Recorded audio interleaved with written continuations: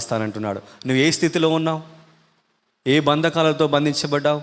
లోకములో అనేక మంది బిడ్డలు బంధించబడ్డారు. కులము, మతము, సాంప్రదాయాలతో బంధించబడ్డారు.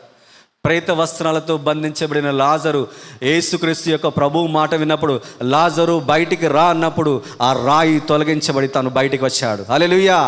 ఈ దినాన కొన్ని రాళ్ళు, కులము, మతము అనే రాళ్ళు అడ్డుగా ఉంటాయి. నువ్వు సజీవమైన రాయి, నువ్వు బయటికి రాకుండా ఆ అడ్డుగా ఉన్న రాయి తొలగించబడాలంటే నువ్వు యేసయ్య స్వరాన్ని వినాలి. హల్లెలూయా.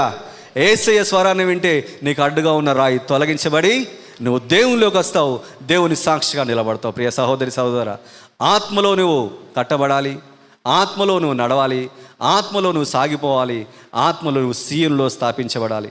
అటు కృప దేవుడు దయచేయాలి. అటు కృప దేవుడు దయచేయాలని నువ్వు ఎక్కడ ఉండాలి? దేవుని స్వరాన్ని వినాలి. ఆయన నజరేయుడనే యేసు లోకంలో ఉన్న ప్రియ సహోదరి సహోదరులారా, ప్రభుత్వము నీ యోగాన్ని, నీ క్షేమాన్ని కోరుకోదు.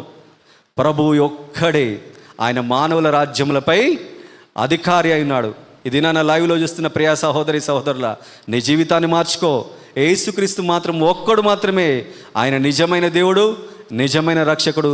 నీ క్షేమాన్ని చూస్తాడు, నీ కొరకు ఇంటిని నిర్మించబోచున్నాడు. హల్లెలూయా. ఈ లోకంలో మనము ఇల్లు కట్టుకుంటున్నాం.